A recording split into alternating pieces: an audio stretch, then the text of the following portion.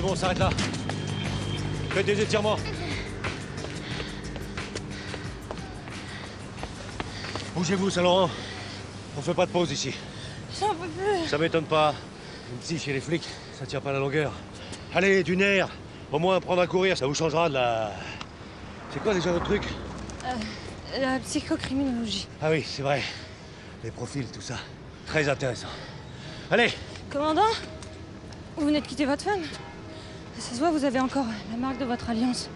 Et si j'en crois le tatouage tout récent que vous venez de vous faire sur le bras et qui signifie passion en chinois, vous êtes en pleine crise de la quarantaine.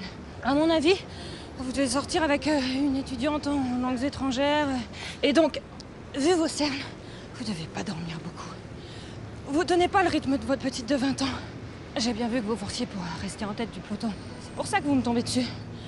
Est-ce que ça vous donne une excuse pour faire une pause? Vous pouvez disposer. Merci.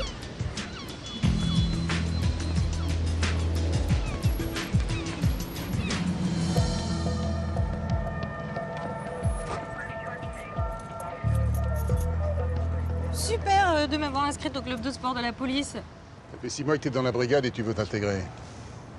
Je t'intègre. Ouais. J'ai l'impression que mes efforts commencent à payer.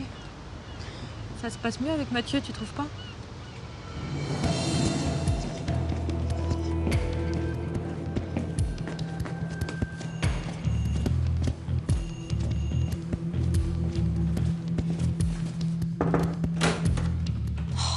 Il n'est pas 9h. On n'est pas encore ouvert. Bonjour, mademoiselle. Je suis le commandant Perrac de la brigade criminelle. J'en ai pas pour très longtemps, je peux aller voir. Non, il n'y a pas de problème. Qu'est-ce que je peux faire pour vous, commandant? Voilà, j'enquête sur une femme qui a changé d'identité au début des années 90. Et son nom, c'est Saint-Laurent, Chloé Saint-Laurent. Une enquête? Et elle est dangereuse, cette femme? Saint-Laurent. Ah oui, Chloé Saint-Laurent. oui. Avec un tiret? Oui. Alors... Rayon 90. Rayon 91.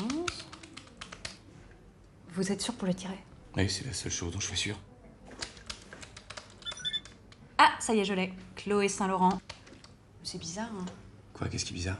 Bah, elle figure bien au journal officiel pour changement de patronyme, mais son ancienne identité a été... effacée. Mais comment c'est possible, ça? Bah justement, c'est pas possible.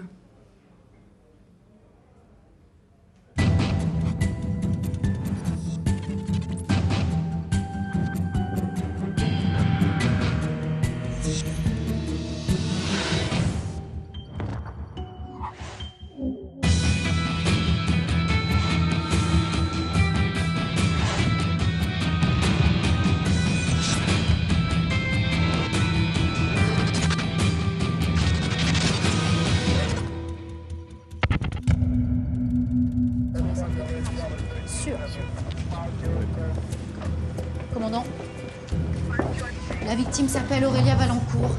Un voisin l'a trouvée ce matin à 6h en partant travailler. Elle habite à l'immeuble? Ouais. Avec son mari et sa fille de 7 ans. Seule la nuit, cette peur, ce sentiment de devenir une proie, c'est inscrit dans le cerveau reptilien de toutes les femmes. Bon, il a les causes de la mort, notre gentleman farmer. Fracture du crâne. A priori, on lui a frappé la tête contre le mur, mais je vous en dirai plus à l'autopsie. En tout cas, vu la rigidité du corps, elle est morte entre 2h et 4h du matin. Tu sais si elle a été violée? Je pense, oui. Par ailleurs, j'ai relevé plusieurs traces de coups sur les jambes et sur les côtes. Des marques de défense? Oui, elle a tous les ongles de la main droite cassés. Elle s'est pas laissée faire. Ça pourrait expliquer le meurtre. L'agresseur panique, il perd le contrôle. Oui, c'est possible. Le type n'a pas mis de préservatif. On meurt à son ADN dans la journée. Ouais, enfin, s'il est fiché. Il y avait une fête hier soir organisée dans la cour de l'immeuble. On aura peut-être un témoin. Moi, suspect. Interroge tous les voisins, vérifie les alibis de tout le monde. D'après les premiers témoignages, la victime a quitté la fête vers 21h30. Elle a laissé sa fille à la gardienne, mais elle n'a pas dit où elle allait. Donc, elle se serait fait agresser en rentrant chez elle. Est-ce que c'est un prédateur qui cherchait une victime au hasard ou est-ce qu'il l'a visée elle? Lance une recherche sur les viols avec violence dans l'arrondissement. C'est peut-être pas son premier passage à l'acte. Et sa famille? Ben, j'ai eu son mari au téléphone. Il est rentré de Londres ce matin. Il doit se trouver en plein cauchemar, le pauvre bonhomme.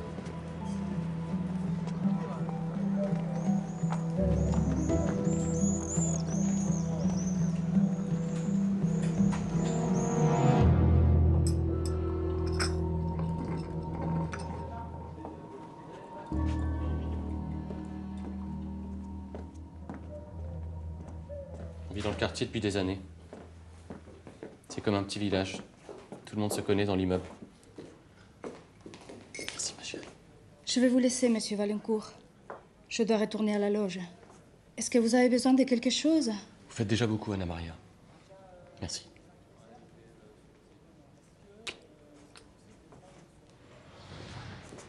Hello, maman. Ma chérie, je t'ai déjà expliqué. Je prendrais bien un thé, moi.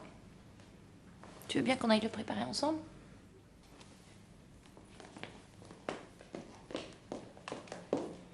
Bien. Est-ce que vous pouvez nous dire si votre femme se sentait suivie ou menacée ces derniers temps? Et dans son travail, elle était pianiste, c'est ça? Soliste. Mais jouait plus depuis 1 an, elle en avait assez des concerts. Elle donnait quelques cours dans une association. Puis elle s'occupait beaucoup d'Inès. Et moi, je suis toujours en voyage, toujours débordé de boulot. Et la dernière fois que vous avez parlé avec votre femme, c'était quand? Hier soir. Il devait être 20h. Elle s'apprêtait à descendre pour la fête des voisins. Elle vous a pas dit où elle avait prévu d'aller après? Je savais même pas qu'elle devait sortir, elle m'en a pas parlé. La gardienne m'a appelé vers 2h du matin, elle était morte d'inquiétude. Elle m'a dit qu'elle allait coucher Inès, mais qu'elle savait pas où était Aurélia. Comment je vais faire sans elle? Comment on va faire?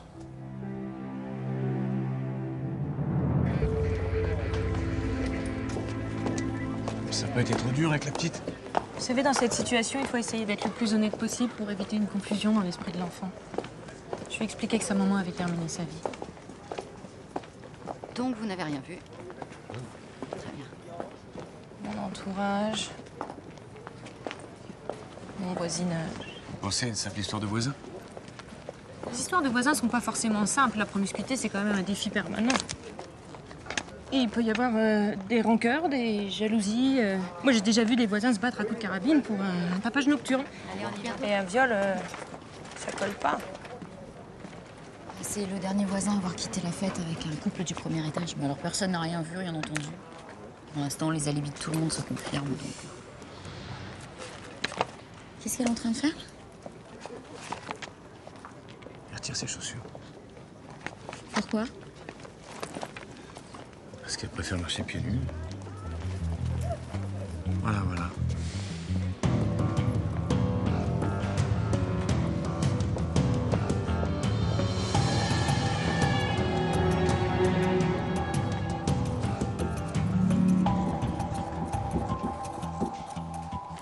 Ok, merci.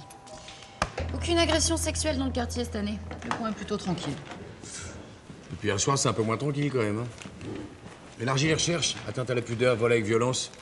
L'agresseur est peut-être passé à la vitesse supérieure. Excusez-moi, mais je crois qu'il faut qu'on se concentre sur la victime. Solis, c'est l'aboutissement d'une carrière de pianiste. Pourquoi elle a arrêté de jouer du jour au lendemain? Et pourquoi elle a laissé sa fille à la gardienne sans dire à personne où elle allait?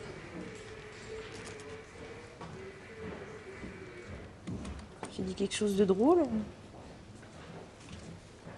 Écoutez, je fais beaucoup d'efforts pour que ça se passe bien entre nous, mais... Mais tout va bien, Chloé, tout va bien, tout va bien. Grégoire! Je peux te parler 2 secondes? Ouais.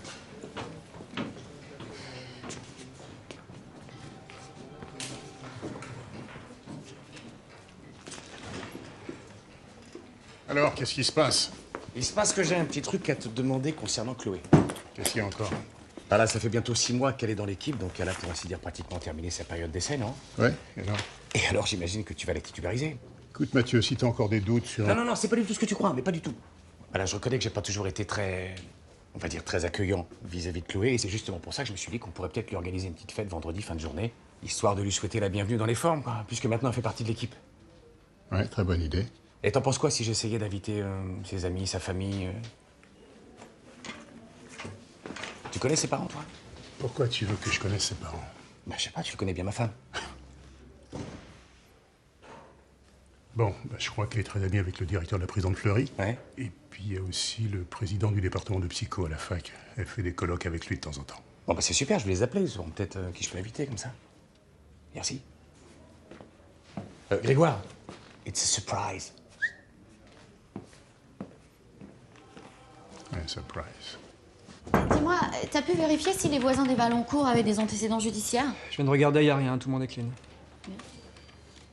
Et Fred, tu connais la théorie philosophique dite de la poule? La quoi? La théorie toute simple qui dit que quand une nouvelle poule entre dans un poulailler, toutes les autres poules se jettent sur elle jusqu'à l'arrivée d'une nouvelle poule.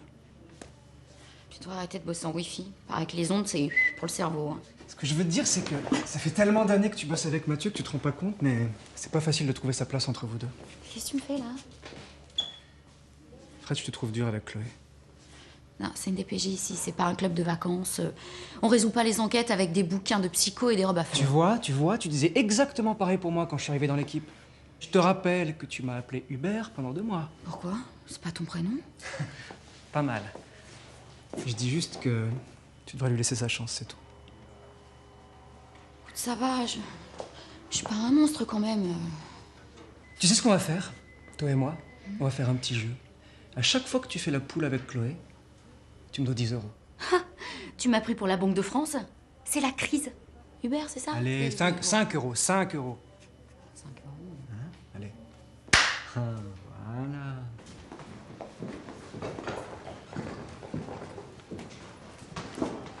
Toi, t'as la tête du gamin qui prépare une connerie. Ah bon? Le doc, il t'attend pour l'autopsie. Et t'as avancé sur l'emploi du temps de la victime? Ouais, mais alors j'ai rien. Personne sait où elle est allée hier soir. En revanche, j'ai contacté Musique et Cœur, l'association où elle était censée donner des cours de piano. Ça fait 8 mois qu'elle y a pas mis les pieds. Ah donc ça fait 8 mois qu'elle ment à son mari. Qu'est-ce que tu faisais de tes journées quand ta fille était à l'école? Ça sent l'adultère à plein nez, cette histoire. Ouais, c'est pas impossible. Demande à Hippolyte de vérifier ses comptes, chambre d'hôtel, dans la journée, ce genre de truc.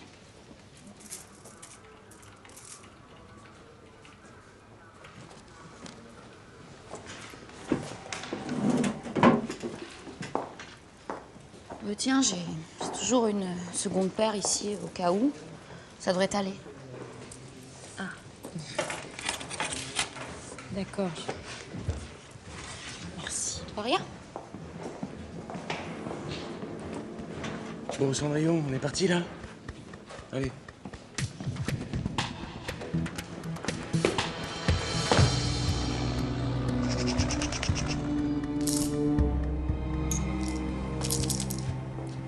Bon, tu me dis ce que c'est parce que je me balade pas avec un microscope, moi.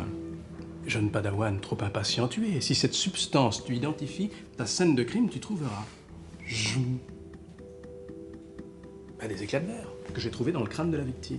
Mais si elle a été frappée avec une bouteille Ligier, on aurait retrouvé des fragments sur la scène de crime. Absolument, c'est pour ça que je pense que ce corps a été déplacé. Enfin, si elle a été violée et assassinée ailleurs, pourquoi le tueur aurait pris le risque de la ramener au pied de chez elle? Ça n'a pas de sens. Ça, hélas, très cher, ça dépasse complètement mes capacités qui pourtant sont impressionnantes, je me l'accorde. En revanche, ce que je peux vous dire, c'est que le meurtrier d'Aurélia lui a sans doute évité une autre forme d'agonie très lente. Elle souffrait d'une forme particulièrement agressive d'Alzheimer. Mais comment c'est possible, ça? C'est pas une maladie qui touche uniquement les gens du 3e âge? Pas toujours, surtout quand l'hérédité s'en mêle.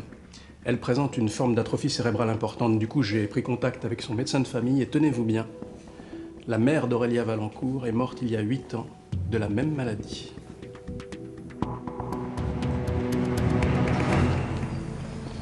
Oui, en effet, Aurélia est venue me voir il y a 1 an environ. Sa fille avait une otite, enfin rien de bien grave. Mais j'ai tout de suite remarqué qu'Aurélia n'allait pas bien. Elle était désorientée, elle avait du mal à s'exprimer. C'était très léger, mais vu les antécédents familiaux, je me suis inquiété immédiatement. Alors je lui ai proposé de passer un examen, mais elle ne voulait pas en entendre parler. Vous pensez qu'elle avait peur d'être diagnostiquée? Une peur panique, oui. Aurélia savait mieux que personne ce qui l'attendait. Elle avait pris sa mère chez elle les dernières années. Mais donc en 2 mots, si je résume, Aurélia a été malade, mais a refusé de se soigner. Ah, c'est allé plus loin que ça. J'ai essayé de la recontacter plusieurs fois, mais elle avait tellement peur que son mari la prenne qu'elle m'a menacé de porter plainte pour harcèlement. C'est pour ça qu'elle avait arrêté le piano. Sur scène, on aurait tout de suite remarqué qu'elle était plus aussi performante. Elle en était à quel stade, selon vous? Il y a 1 an, quand je l'ai vue, à mon avis, la maladie venait de se déclarer. Mais sans traitement, les choses ont pu aller très vite. Je vous prie de m'excuser. Oui, Hippolyte, je t'écoute. Chef, j'ai du lourd. Le violeur d'Aurélia Valencourt, il vient de rentrer dans la base de données FNAEG. Ce qui voudrait dire qu'on a le coupable. Sauf que pour un coupable, il y a un sacré profil de victime. Il a été hospitalisé hier soir à l'hôpital Saint-Antoine. Traumatisme crânien, fracture multiple, contusion. Total du tabassage en règle.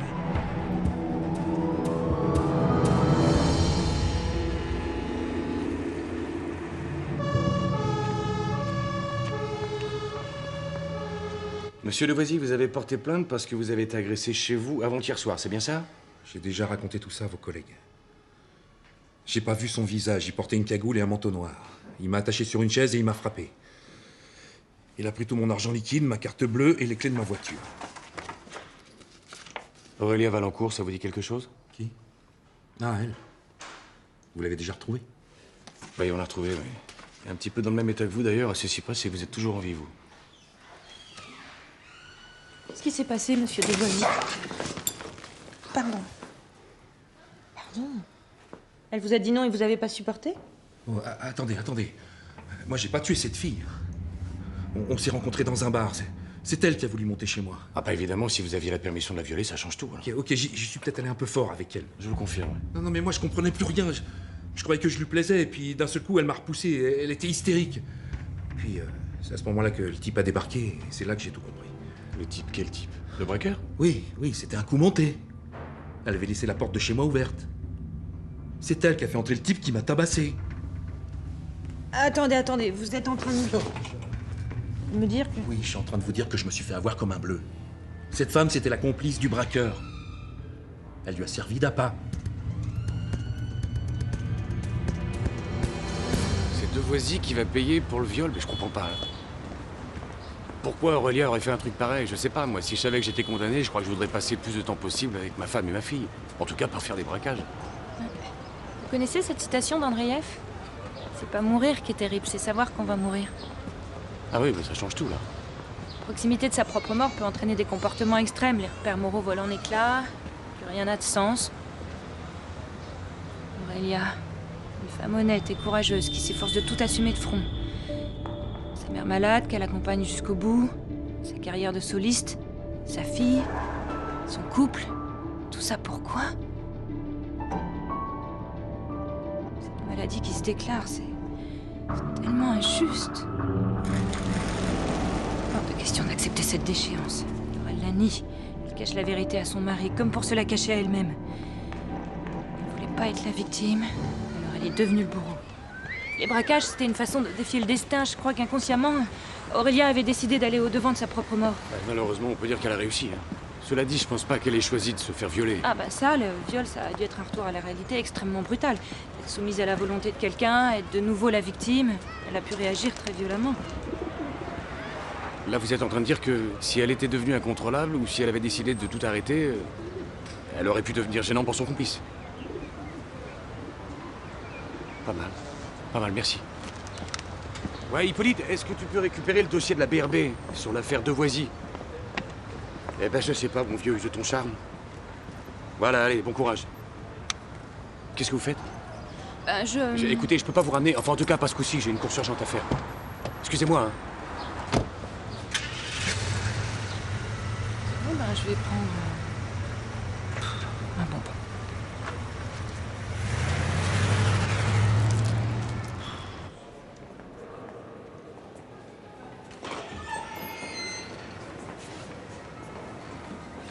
Bien, merci beaucoup, professeur. Mais je vous en prie. Bonne journée. Bonne journée. Merci, Bon au revoir. courage. Vous êtes le professeur Valette? Oui, commandant Perrac. Exactement. Enchanté. Moi aussi, enchanté. Tenez, c'est la liste des gens auxquels j'ai pu penser. Merci.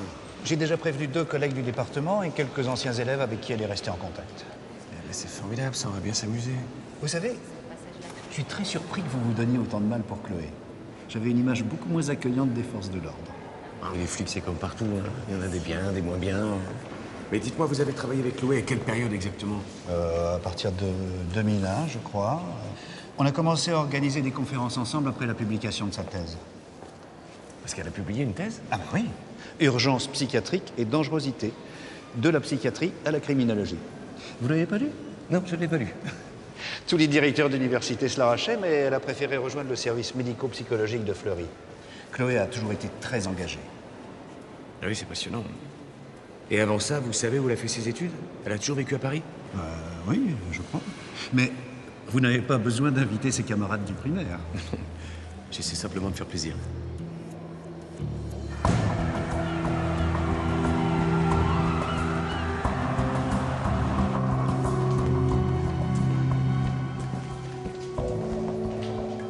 Alors, qu'est-ce qu'on a? Perso, j'ai un petit rendez-vous bien sympa avec Germaine Gontry, de la BRB. Ah, 110 kilos, Germaine. On va pas dire que je donne pas de ma personne, d'ailleurs, je suis en plein entraînement. Sinon, rien de bien excitant sur le braquage de notre ami le violeur. Ah oui, alors, en revanche, la BRB m'a transmis les dossiers de 5 autres braquages sur les 6 derniers mois avec le même mode opératoire. Ils n'ont jamais réussi à identifier le couple de braqueurs. Donc, a priori, Aurélia serait pas une débutante.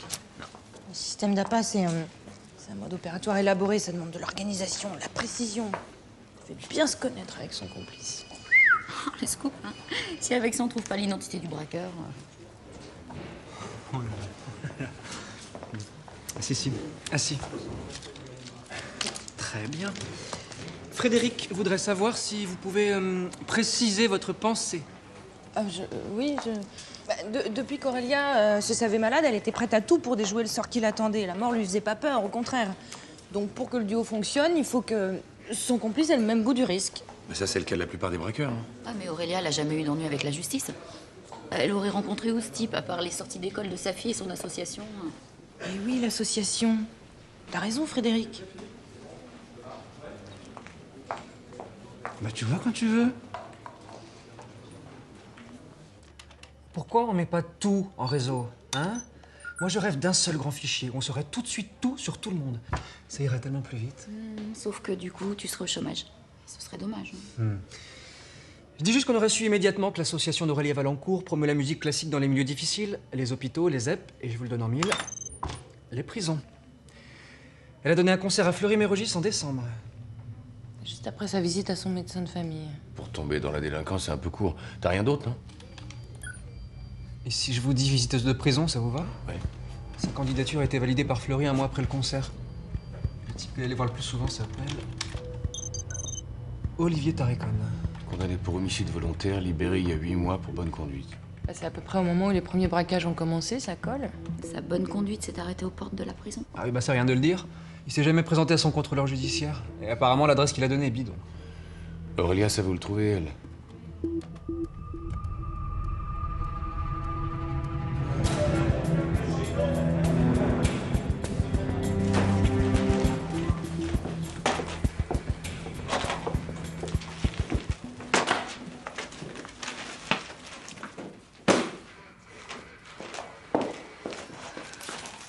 Tiens, comment ça, Hippolyte?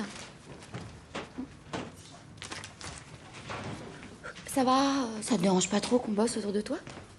Bah, moi aussi, je travaille. Ouais, bah, je te dirais bien que ça crève les yeux, mais là, j'ai plus de monnaie. Va m'attendre dans la loge, ma chérie. Je te rejoins dans 6 minutes.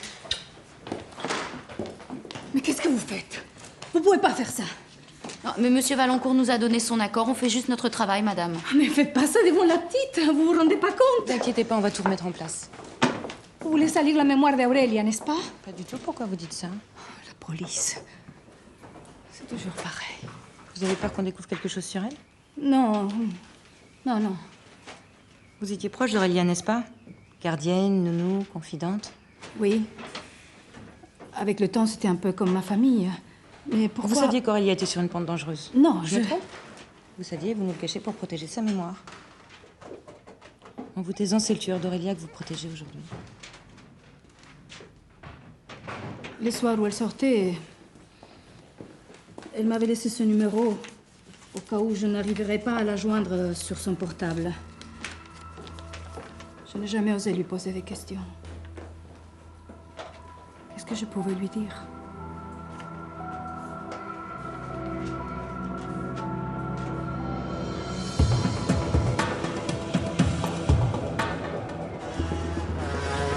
T'es sûre de ta triangulation?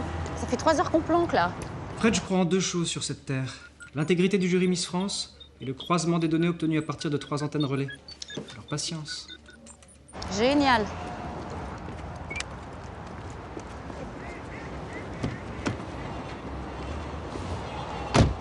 Vendredi soir, bon, vers 19h.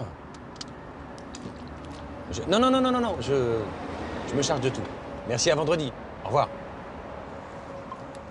Au fait, mon anniversaire, c'est dans 3 semaines, au cas où tu voudrais m'organiser une fête surprise. Vous êtes jalouse, lieutenant Cancel? De Chloé, ça me ferait mal. Merde. T'as pas 5 €? Quoi? Ah, il est là.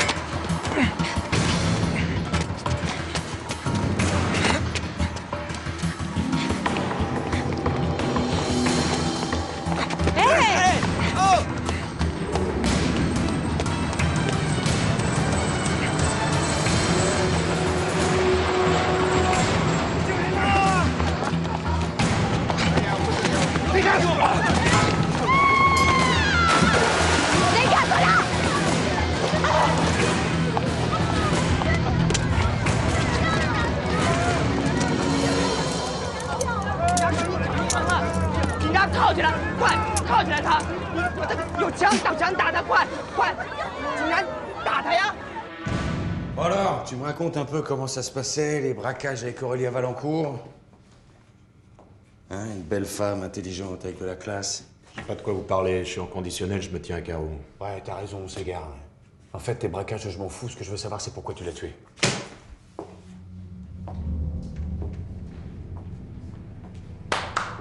Eh, je t'ai posé une question. Je te demande ce qui s'est passé. Elle devenait ingérable, t'as été obligé de t'en débarrasser? Putain, c'est vrai. Eh ben si, c'est vrai. Écoute bien ce que je te dis, avec le casier que tu traînes, tu prends 20 ans, 30 ans. Attendez, j'y suis pour rien, moi. D'accord, on s'est fait de voisins. Mais après le cas, j'ai passé la soirée dans un rad, dans le 18e. Vous aurez au moins 10 témoins pour confirmer. Je ne voulais pas de mal, moi, Aurélien. Ah bah c'est sûr qu'en la laissant se faire violer par le type que tu voulais braquer, qu'est-ce que ça aurait été si tu lui voulais du mal? Attendez, les braquages, c'était son idée à elle. C'est elle qui est venue me chercher à ma sortie de Fleury. C'est elle qui poussait le truc toujours plus loin. Une vraie tête brûlée. Elle avait peur de rien, Aurélien. Certes, mais quand les choses ont mal tourné, c'est devenu une autre histoire, non? J'ai merdé. Je suis arrivé trop tard, le type l'avait. Il l'avait déjà touché. Je lui ai bien arrangé la gueule à ce salopard. Mais Aurélia, elle a pas supporté. Elle réagit comment? Elle est devenue complètement hystéro. J'ai essayé de la calmer. C'est vrai que ces derniers temps, elle était de plus en plus bizarre. Mais là, carrément, elle a pété un câble. Elle hurlait qu'elle voulait tout plaquer, qu'elle allait prendre sa fille et se barrer le plus loin possible.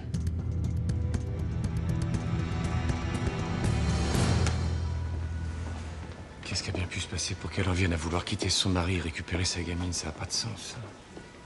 Ça fait partie des symptômes d'Alzheimer, les brusques sautes d'humeur. Elle venait de se faire violer, elle était sous le choc. Si, ça a du sens.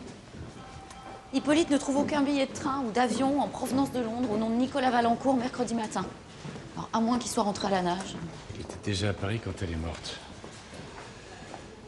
Aurélia rentre bouleversée. Elle veut réveiller sa petite. Partir, il tente de la raisonner, ils se disputent, ça dégénère.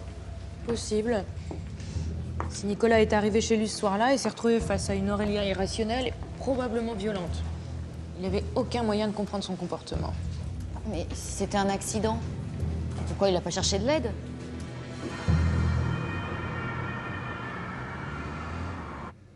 Vous étiez où mardi soir, monsieur Valancourt?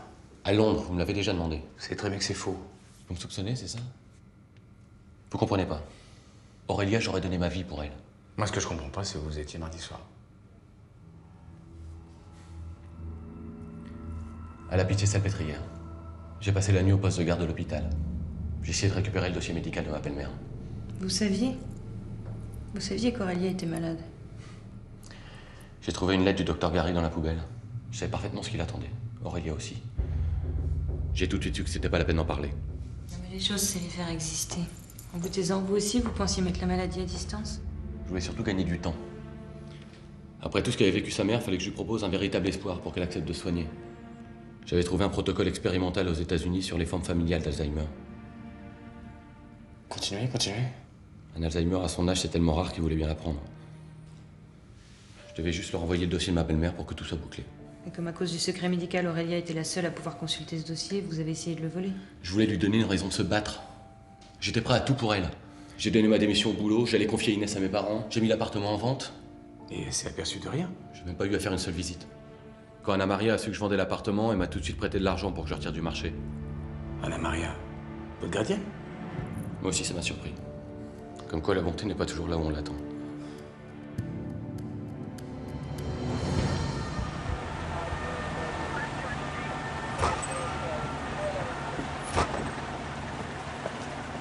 Eh ben c'est parfait ça, mademoiselle. Merci. Super. Les gars de la sécurité de la Pitié-Salpêtrière confirment que Nicolas Valancourt a bien passé la nuit de mardi à mercredi chez eux. Ils l'ont chopé à minuit dans la salle des archives. Bah très bien, et pour l'argent? Hippolyte a vérifié.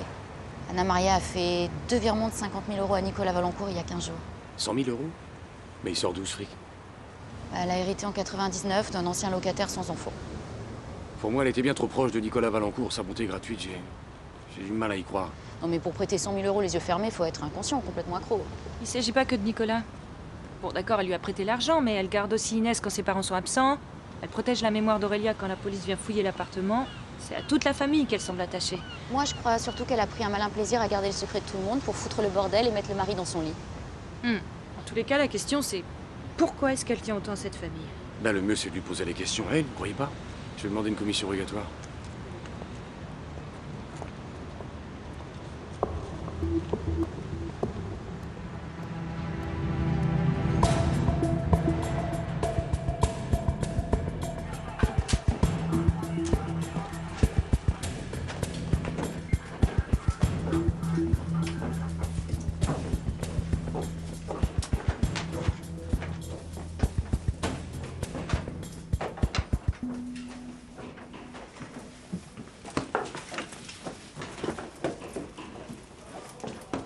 Élégant.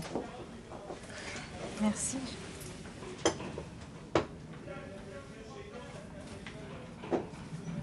Je vais l'attendre dehors.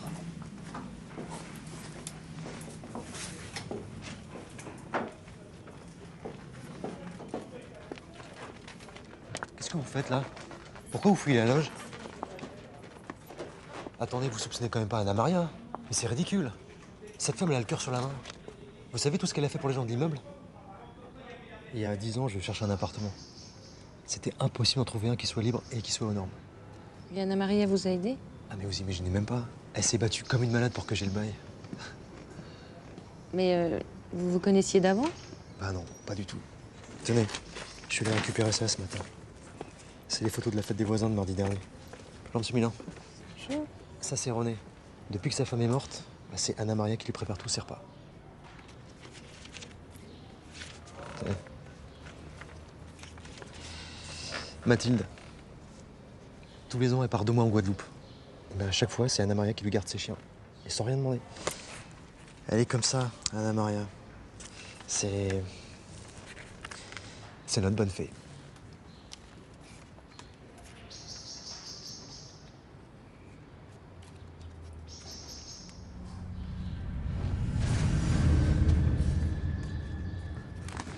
Je peux vous l'emprunter? Oui. Et tiens, voilà la plus belle. Vous avez vu? Les photos, c'est presque les mêmes. Ouais, on verra ça après, je vous présente l'arme du crime.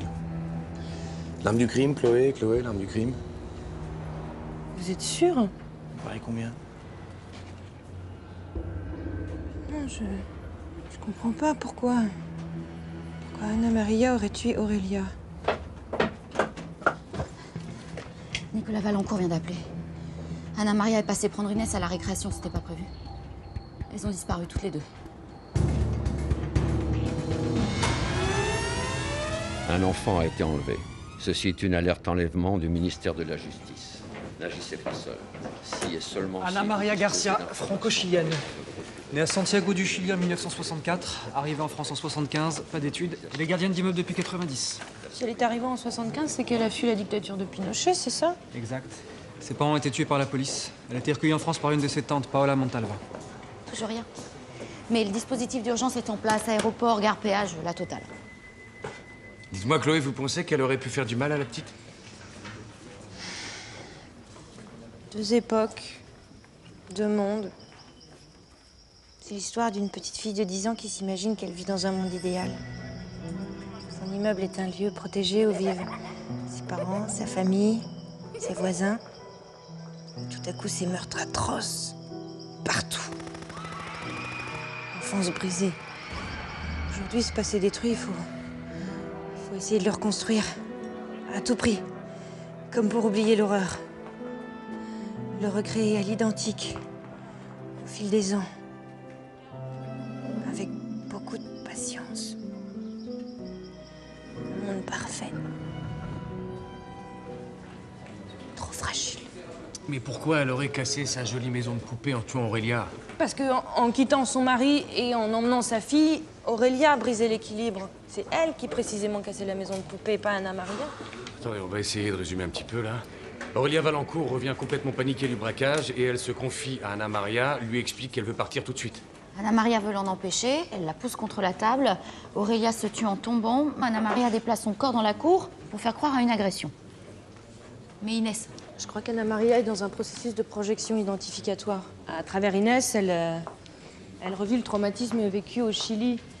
Pendant son enfance, la police, les fouilles, elle essaye de protéger Inès comme elle a été protégée elle-même il y a plus de 30 ans. Donc on va la retrouver saine et sauve. Elle est en pleine crise de déréalisation. Pour elle, c'est comme si c'était la guerre dehors. Le vrai risque, c'est qu'on la retrouve jamais. Oui, Perrac. Où ça? D'accord. Et la petite? Très bien, merci. On vient de retrouver Anna Maria, elle est en train de voler des conserves dans une supérette. Il la ramène, par contre, il n'y a pas de trace de la petite.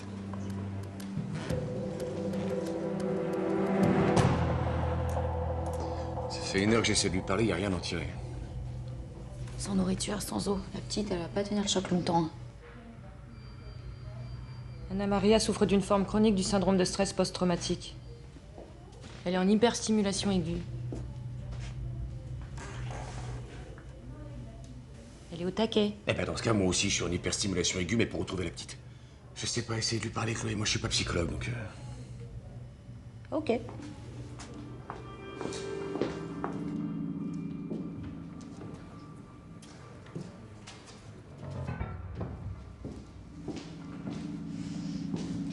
Madame Garcia, je m'appelle Chloé Saint-Laurent.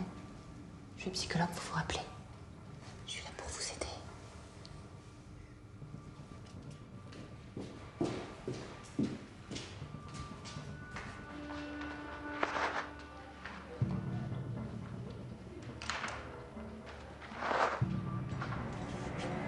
Qu'est-ce qu'il est fou, encore.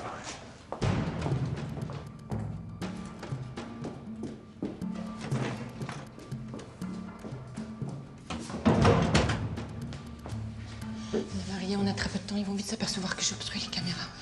C'est votre tante Paola qui m'envoie. Elle m'a chargée de retrouver Inès pour la protéger de la police et la faire sortir du pays le plus vite possible. Paola? Oui, Paola, votre tante. Celle qui vous a élevé, chez qui vous avez été en sécurité. Chloé, ça va? Qu'est-ce qui se passe là-dedans? Ils vont ouvrir la porte d'une seconde à l'autre. C'est notre dernière chance pour mettre Inès à l'abri. Elle est où? Chloé! Oh, Chloé, qu'est-ce qui se passe? Dis-moi. Je l'ai envoyé se cacher en dessous.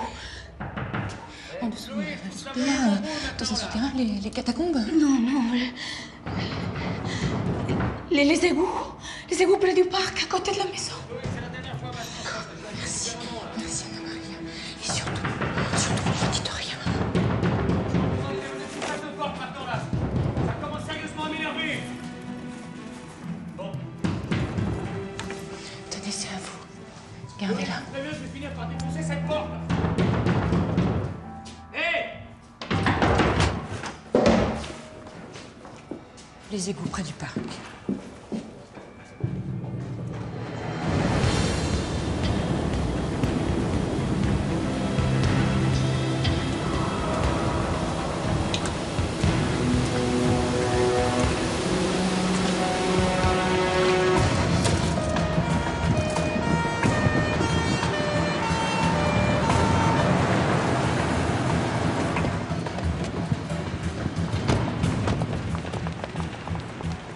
Bonjour. Bonjour. C'est un vrai labyrinthe ici quand on connaît pas. Si la gamine a bougé, il y a de grandes chances qu'elle se soit perdue. Et les voies sont très glissantes. Ce sont les boyaux principaux rouges, là? Oui. Si elle est vivante, elle est forcément passée par là. Elle est forcément passée par là. Bon, allez, on forme 2 équipes, on y va.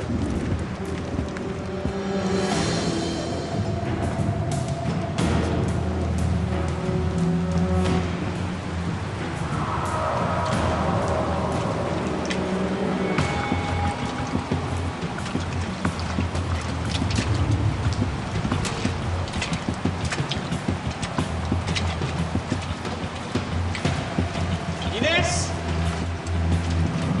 Inès!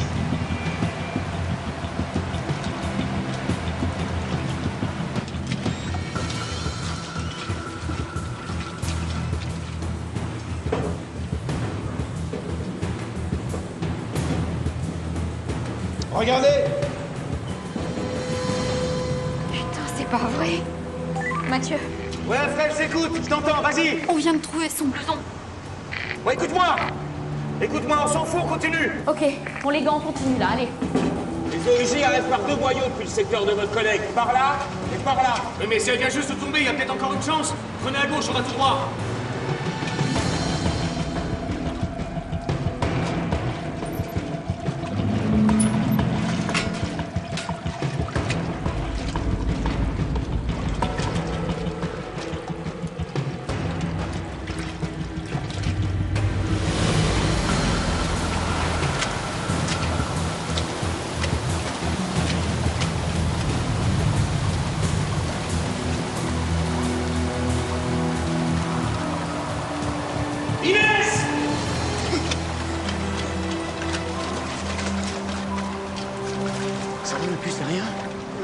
fini. Allez, viens, c'est fini, c'est fini, c'est fini.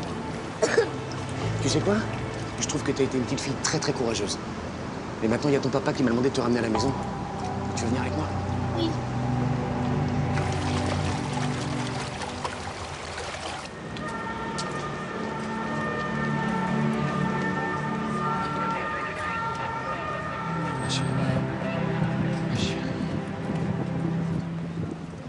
Qu'est-ce qu'ils vont faire d'Anna Maria, à ton avis? Le juge va ordonner une expertise psychiatrique qui va certainement conclure à une irresponsabilité pénale. Elle a besoin d'être soignée. Mais je sais pas si on peut se remettre d'un traumatisme aussi grave.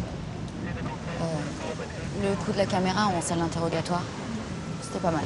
Merci Frédéric. J'ai remarqué, tu sais, les efforts. J'apprécie. Je t'assure que ça me coûte.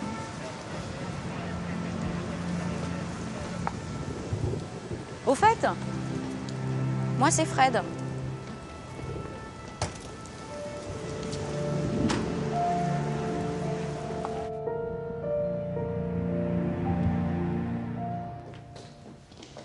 Dis donc, c'est calme, tout le monde est déjà parti. Oui, c'est étrange.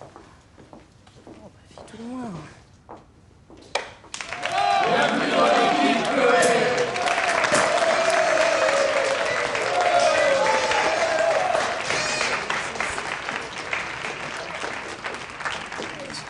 Je sais pas quoi dire. Merci, ça serait déjà un début. Merci. Chloé Saint-Laurent, vous faites officiellement partie de la brigade à partir d'aujourd'hui. Période d'essai concluante, préfet ravi, le début d'une nouvelle ère.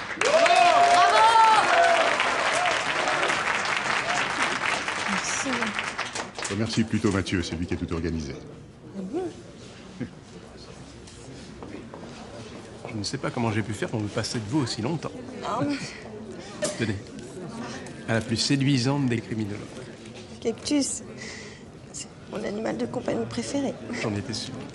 Merci. Félicitations, Chloé. Professeur Valette, qu'est-ce que vous faites là? Je n'aurais manqué votre promotion pour rien au monde. Bravo.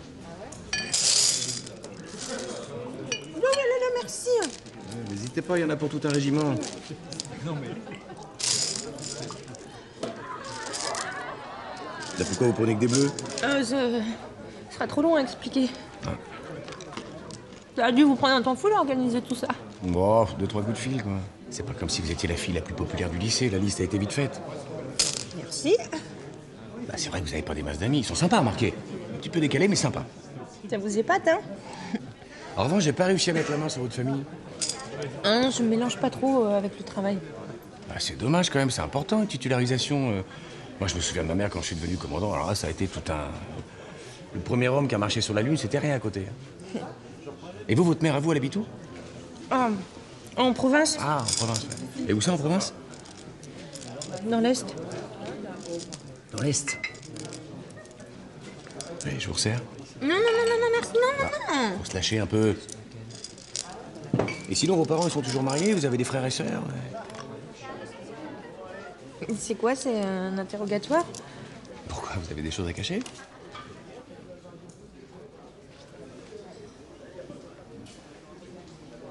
Alors, c'est pour ça, cette mise en scène? Vous enquêtez sur moi? Mais pas du tout. Attendez, si on peut plus avoir une conversation entre collègues... Et puis, il faut savoir qu'on est une grande famille.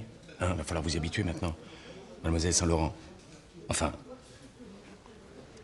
Saint-Laurent, ou quel que soit votre nom.